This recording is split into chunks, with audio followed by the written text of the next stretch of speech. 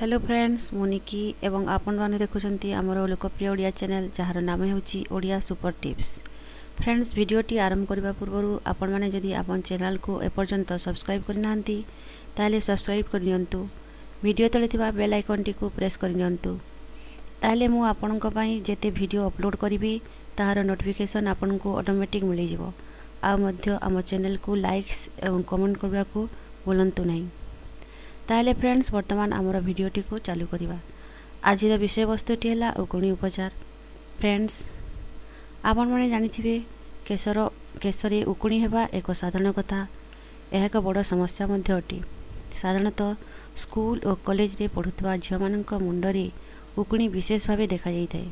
एथिपाई सेमाने विभिन्न प्रकार उपचार मध्य करिथांती।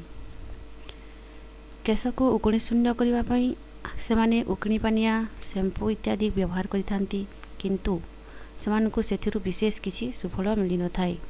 फ्रेंड्स आज मु आपण मानकु एक एभली घरोई टिप्स विषय रे कहिबी जहा कि आपण माने घरे अति सुलभ मूल्य रे याको तयारी करि परिबे एवं ए टिप्स टी आपण मानक पई अत्यंत उपयोगी साब्यस्त हेबो।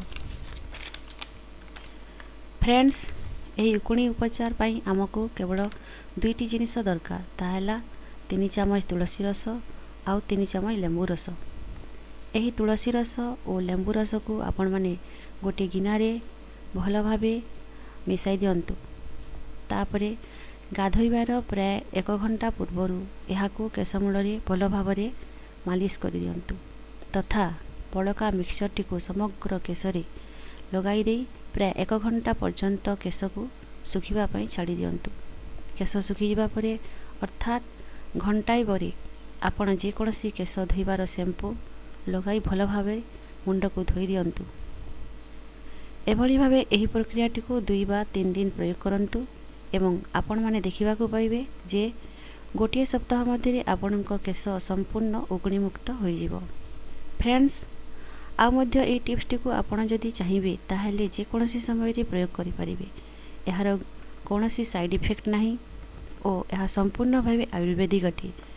एभली करबा द्वारा आपणक केशर अन्यान्य समस्या यथा केश झड़ीबा, दुई मुहा होई फाटी जिबा, उपी इत्यादि मध्य दूर होइथाय एवं केश सुंदर चिकण और आकर्षणीय होइथाय।